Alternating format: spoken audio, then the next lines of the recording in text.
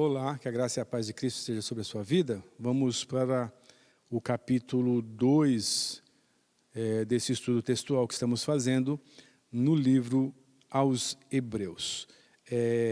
Eu vou ler aqui esse texto, são 18 versículos do capítulo 2. Eu vou estar lendo aqui nessa tradução, você acompanhe aí na sua casa.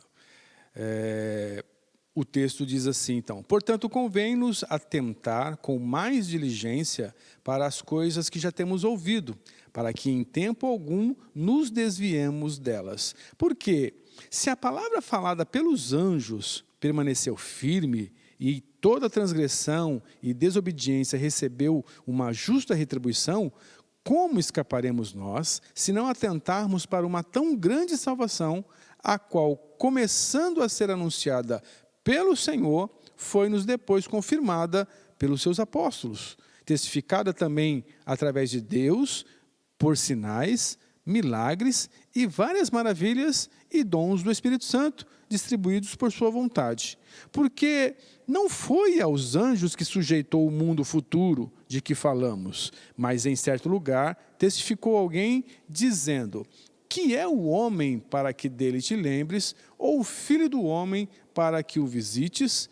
Tu o fizeste um pouco menor do que os anjos, de glória e de honra o coroaste, e o constituíste sobre as obras das suas mãos. Todas as coisas lhe sujeitaste debaixo dos pés. Ora, visto que se lhe sujeitou todas as coisas, nada deixou que lhe não esteja sujeito. Mas agora ainda não vemos que todas as coisas estão sujeitas a ele. Vemos, porém, coroado de glória e de honra, aquele Jesus que fora feito um pouco menor do que os anjos, por causa da paixão da morte, para que, pela graça de Deus, provasse a morte por todos. Porque convinha que aquele para quem são todas as coisas, aquele que mediante tudo existe, trazendo muitos filhos à glória, consagrasse pelas aflições o príncipe da salvação deles. Porque assim o que santifica como o que são santificados são todos de um, por cuja causa não se envergonha de lhes chamar de irmãos, dizendo: anunciarei o teu nome a meus irmãos, cantar-te-ei louvores no meio da congregação. E outra vez diz: porei nele a minha confiança, e outra vez: eis-me aqui a mim e os filhos que Deus me deu. E visto como os filhos participam da carne e do sangue, também ele participou das mesmas coisas, para que pela morte aniquilasse o que tinha o império da morte, isso é, o diabo, e livrasse todos os que, com medo da morte, estavam por toda a vida sujeitos à servidão. Porque, na verdade, ele não tomou os anjos, mas tomou a descendência de Abraão. Por isso, convinha que em tudo fosse semelhante aos irmãos, para ser misericordioso e fiel sumo sacerdote naquilo que é de Deus, para expiar os pecados do povo. Porque naquilo que ele mesmo, sendo tentado, padeceu, pode socorrer aos que são tentados. Como vimos já no capítulo 1, fazendo uma lembrança aí do nosso capítulo 1, o autor mostra a superioridade de Cristo sobre os anjos e como ele é, excelente, divino e acima de todas as coisas, excelente em nome e chamado por Deus de Filho e assentado à direita de Deus com toda a majestade, com o nome superior a qualquer um dos anjos. Então, no primeiro capítulo de Hebreus, afirma claramente a superioridade de Jesus sobre profetas e sobre anjos. Deus falou aos nossos pais pelos profetas, mas hoje nos falou pelo Filho. Deus falou-nos por várias vezes, de várias maneiras, mas hoje nos fala pelo Filho, que é herdeiro de todas as coisas, por quem subsiste todas as coisas, por quem foram criadas todas as coisas, e que tem um nome acima de todos os nomes, e que está assentado à direita de Deus. Então, essa excelência, em vista desse fato, o autor agora ele diz, olha, Por causa disso, então, por tudo que nós vimos no capítulo 1, né, a excelência, a superioridade de Cristo aos anjos e aos profetas, ele começa o capítulo 2 dizendo, portanto, né, ou seja, em vista desse fato, convém-nos atentar com mais diligência para as coisas que já temos ouvido, para que em tempo algum nos desviemos delas. Em vista disso, o autor ressalta a necessidade de prestar atenção à mensagem dada pelo Senhor, no capítulo 2, versículo 1, você vai ler isso, e confirmada por Deus através de milagres, né? Ele defende essa ideia usando uma forma de argumento que aparecerá várias vezes no livro. Por várias vezes, ele vai mostrar essa maneira do menor para o maior, né? Aqueles que desobedeceram à lei entregue pelos anjos, né? A lei de Moisés, foram punidos de maneira muito justa e, sem dúvida, foram punidos, né? Então, Jesus é superior a esses anjos que entregaram essa lei de Moisés.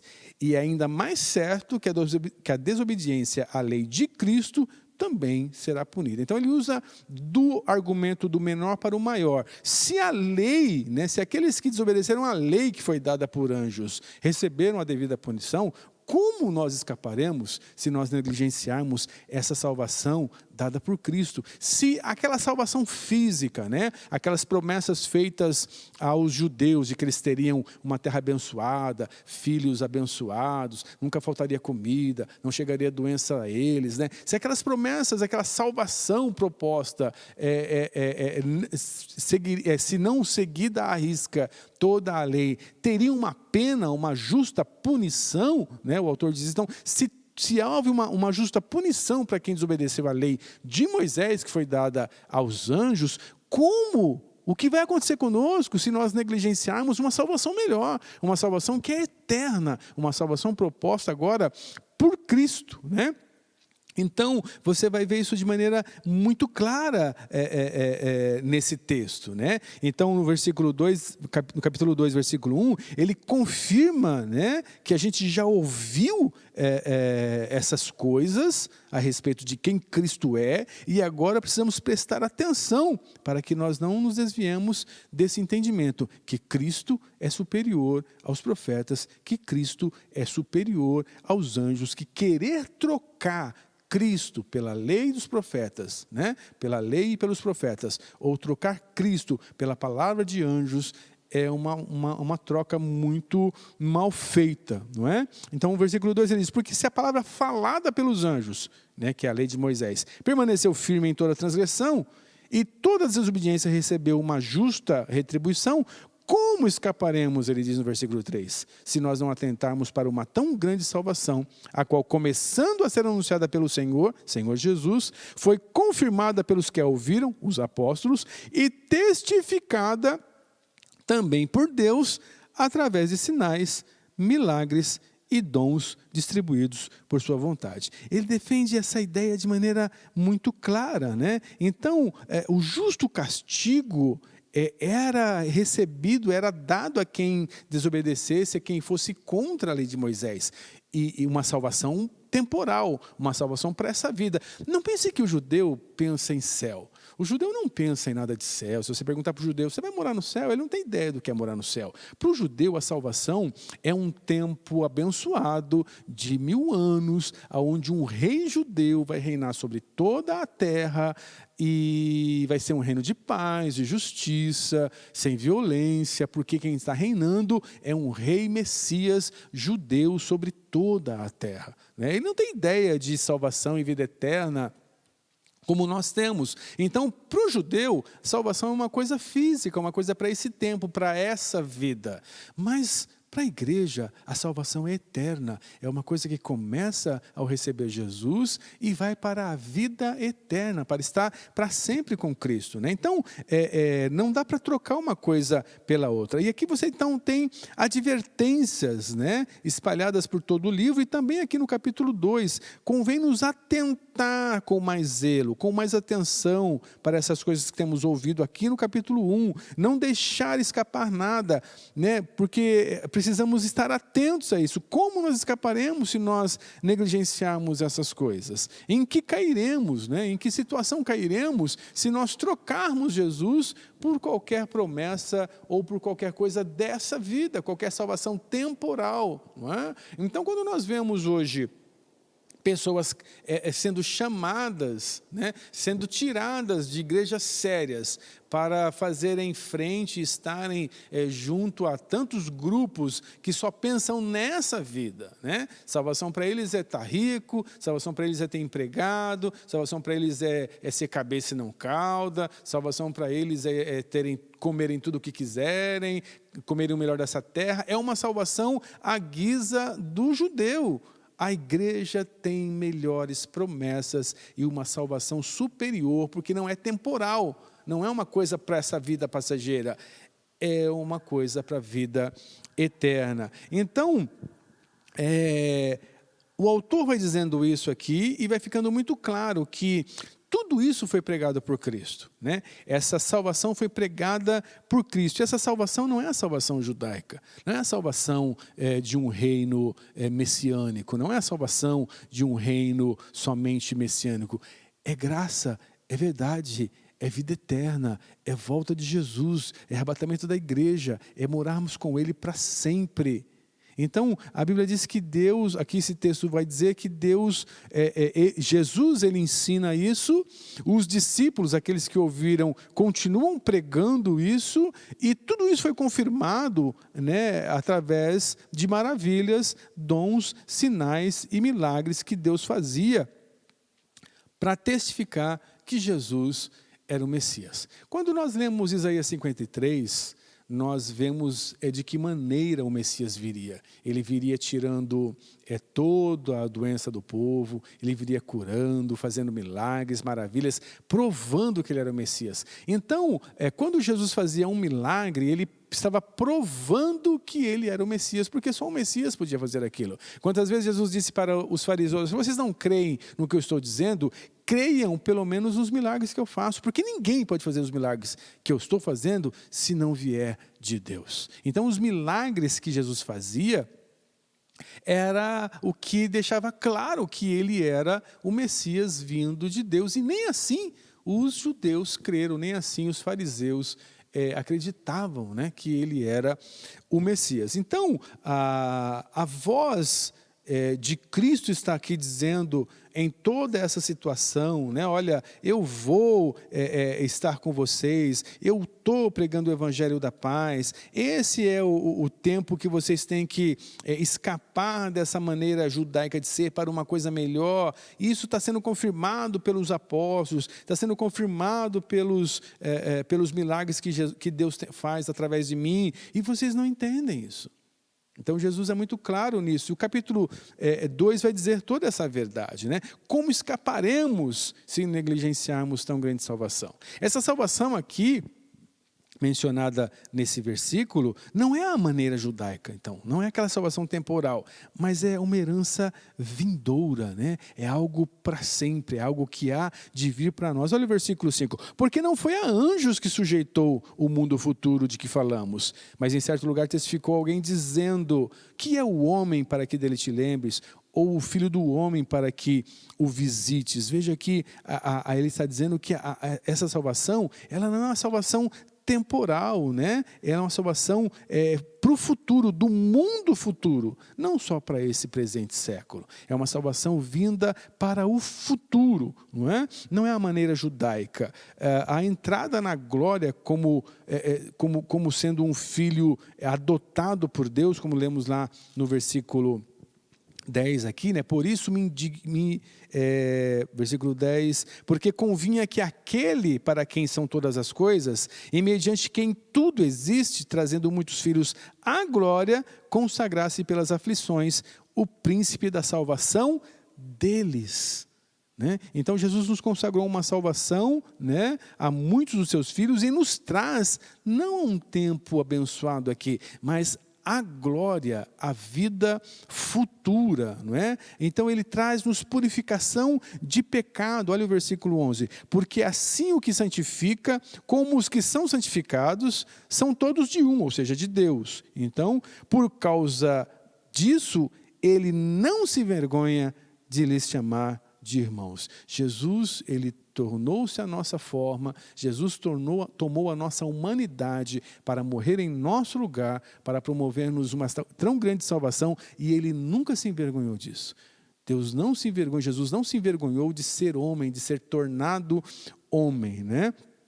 Ele veio fazer isso e nos santifica e nos leva para a vida eterna. É isso que ele vai fazer, não é? Então a confiança de chegar em Deus, a confiança de chegar de verdade, como vai dizer nos próximos versículos aqui, essa salvação ouvida pelos apóstolos, testemunhada por Jesus, testemunhada pelos milagres de Deus, elas estão muito claras, mostrando quem Cristo é. E o autor então faz a pergunta: como escaparemos se negligenciarmos isso? Se era terrível a pena, né, a penalidade para quem se perdesse nos caminhos do judaísmo, né, e tinha então lá a penalidade decretada, mas como nós, que estamos numa coisa maior, numa salvação muito melhor do que algo temporal, uma coisa eterna que o Filho de Deus veio trazer, não um profeta qualquer, não uma pessoa qualquer, o Filho de Deus veio trazer essa salvação. Se nós negligenciarmos isso, abrirmos mão disso,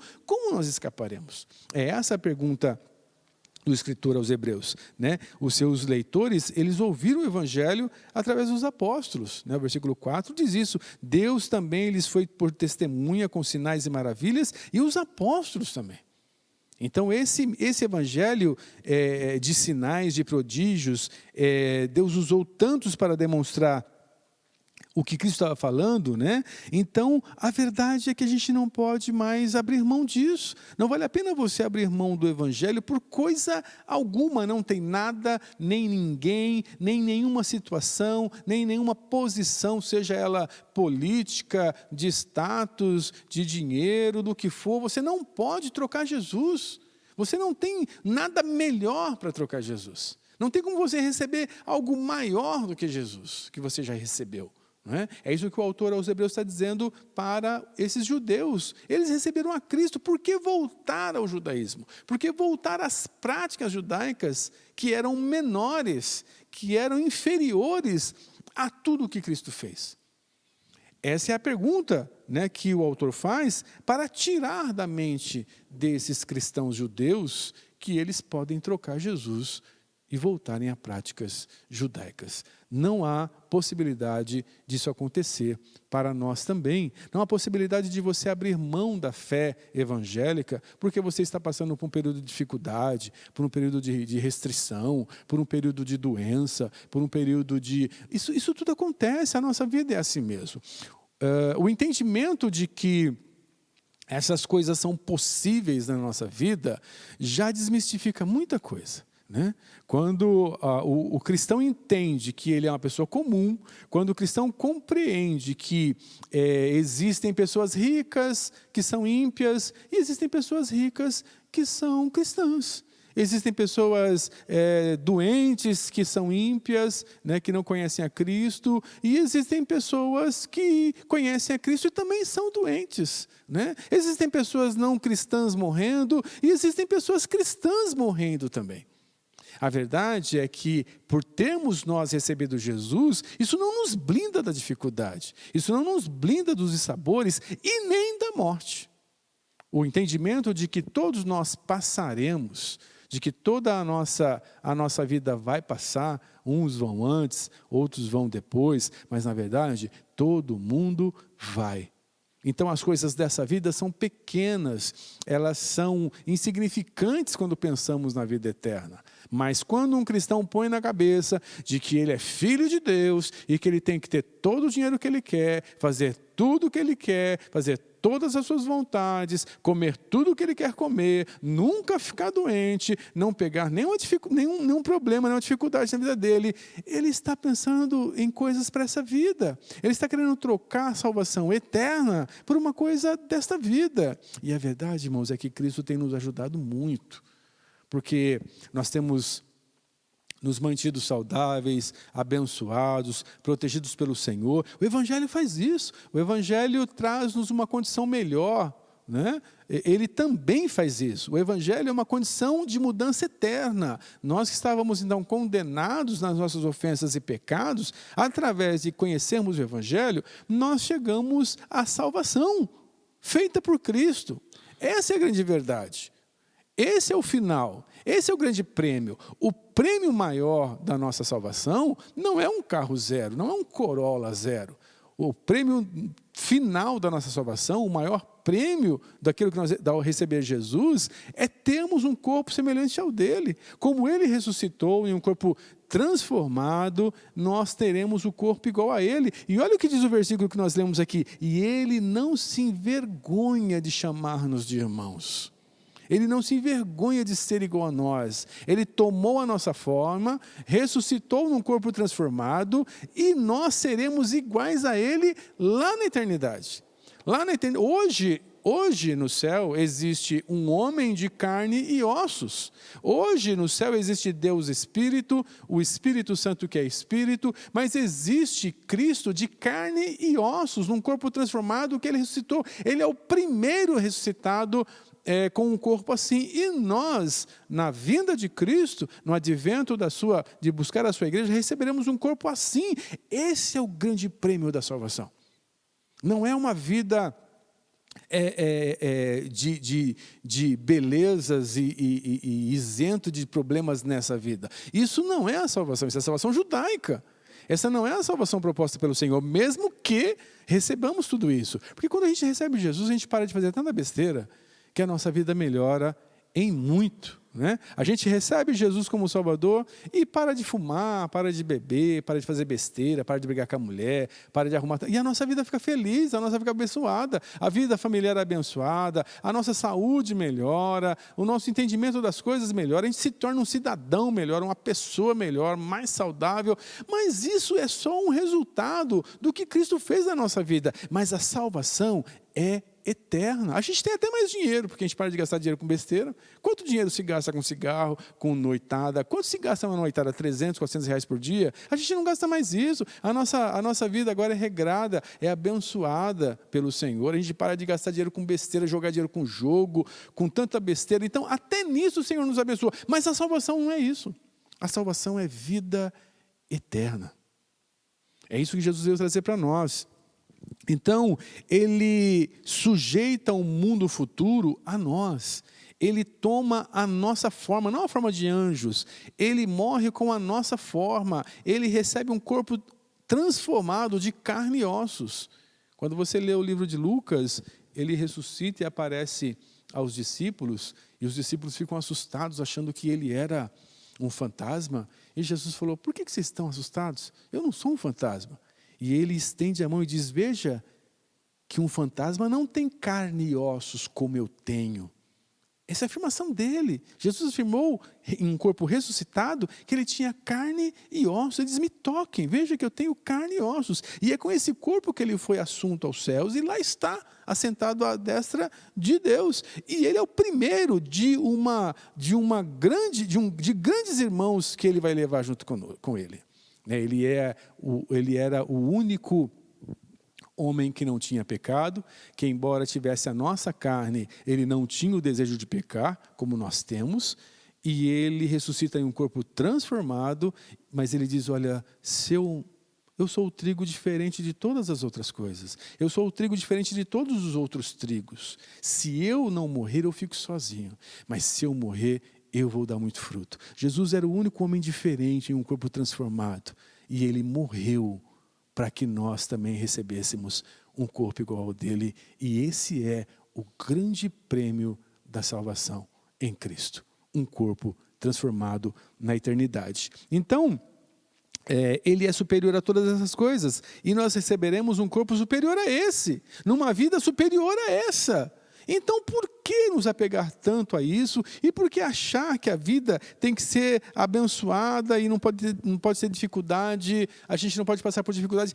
Quando alguém chama você de uma igreja séria, para ir numa igreja lá dizendo, olha, venha para cá que aqui você vai ficar rico, porque todo crente tem que ser rico, todo crente tem que ser saudável, ninguém pode pegar doença, quem pega doença é porque está com pecado, quem pega doença é porque não tem fé. Isso é uma grande mentira.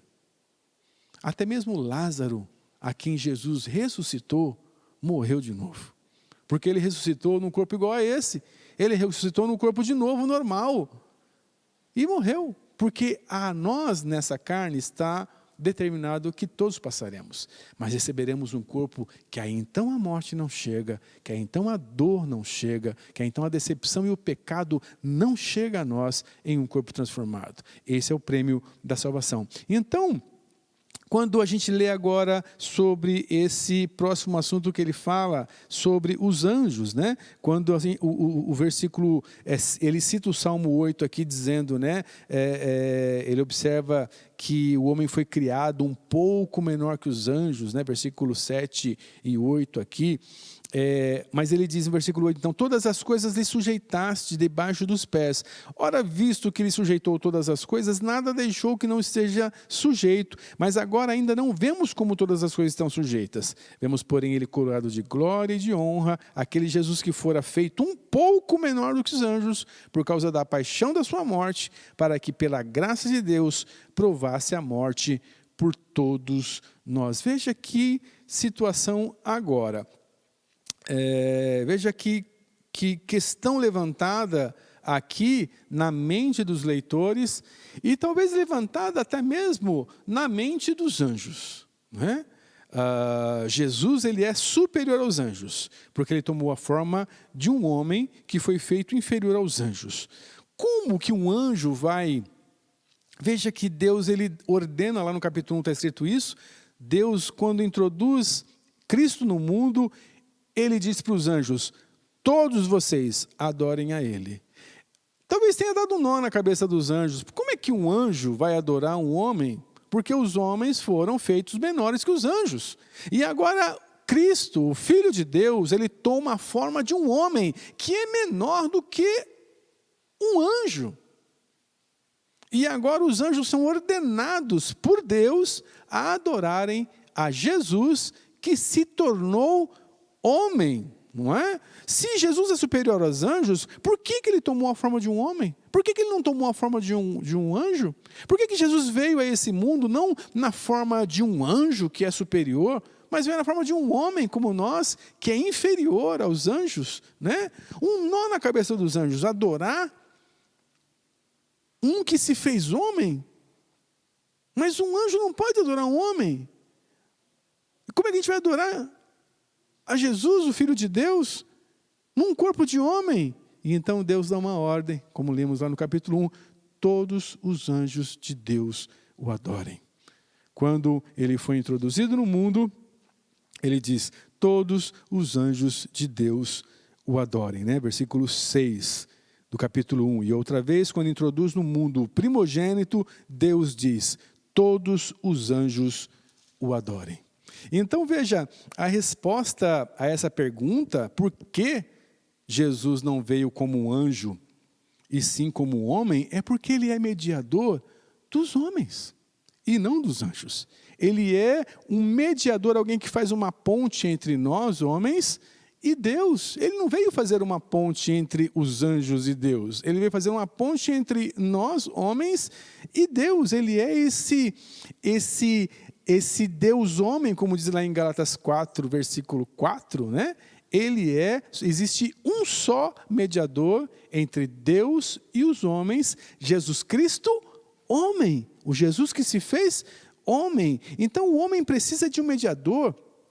E esse mediador é Jesus, porque Jesus sofreu e foi tentado como os homens. Olha o versículo 17 e o versículo 18. Por isso convinha que em tudo ele fosse semelhante aos seus irmãos, para ser misericordioso e um fiel sumo sacerdote naquilo que é de Deus, para expiar os pecados do povo, porque naquilo que ele, Jesus mesmo, sendo tentado, padeceu, pode socorrer a nós que somos tentados. Então Jesus vem tomar a nossa forma, Jesus vem passar as nossas dificuldades, Jesus vem sofrer o que nós sofremos, e Ele pode nos auxiliar nos nossos tempos difíceis. Veja que quando você estiver, talvez você já tenha dito isso para Deus, né? Deus, eu estou passando uma situação na minha família, ninguém me entende, o Senhor não sabe o que eu estou passando. Jesus não sabe o que é ser desprezado pela família? Quando você diz, Jesus, estou passando uma dor aqui, o Senhor não sabe que dor que eu estou passando. Jesus não sabe o que é sentir dor. Ele que levou sobre si todas as nossas enfermidades. Eu estou sendo desprezado, eu estou pobre, eu não tenho nada. O Senhor não sabe o que é não ter nada. Jesus não tinha onde reclinar a sua cabeça. Então Ele é um fiel sumo sacerdote nosso, naquilo que Ele foi tentado, Ele pode nos socorrer. Quer saber de uma coisa? Quando você tiver uma dificuldade, não corre para o Facebook, não. Não corre para o WhatsApp, não. Não corre para as pessoas. Você pode chegar ao seu pastor, aos seus líderes, né? E dizer, estou passando uma dificuldade aqui, me ajudem em oração. Você vai receber uma palavra de alento, você vai receber uma palavra para a sua vida, mas quer saber de uma coisa? Quem te entende mesmo é Jesus, que passou muito mais do que você passou. A gente às vezes fala umas besteiras, né? Morre alguém da família e diz, olha, eu sei o que você está passando, minha mãe também morreu. Não é a mesma coisa. Cada um sente diferente. Cada um sente em uma situação diferente. A gente fala isso até para agradar, alguma coisa desse tipo. Mas quando acontecer uma coisa terrível, vá a Jesus. Aquilo que Ele padeceu, Ele é fiel para te socorrer. Ele pode te socorrer. Ele tem a resposta. Jesus sofreu e foi tentado como os homens são tentados e sofrem.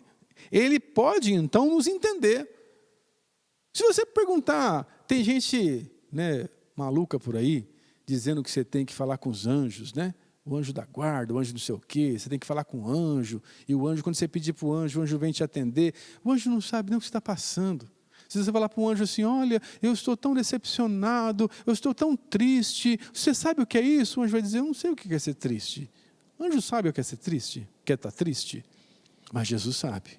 Vá a Jesus. Amém? E então, o autor usa muito desse entendimento aqui, né, do 7 até o versículo 18, mostrando que ele vem como homem, se sujeita como homem. Os anjos até acham estranho, né? Como é que a gente vai adorar um homem agora e Deus ordena que os anjos adorem a Cristo, porque ele veio tomar o nosso lugar e ele agora está coroado de glória e de honra, não é? Então ele nos santifica, ele muda a nossa história. Jesus vindo em forma de homem é a total mudança daquilo que estava já vaticinado no ser humano, morrer como sempre morreu, mas em Cristo Ele nos veio dar uma nova chance, uma nova história. A gente recebendo Jesus, a morte não faz mais parte da nossa vida. Morreremos, passaremos desse corpo, mas ressuscitaremos para uma vida eterna num corpo transformado, igualzinho o dele.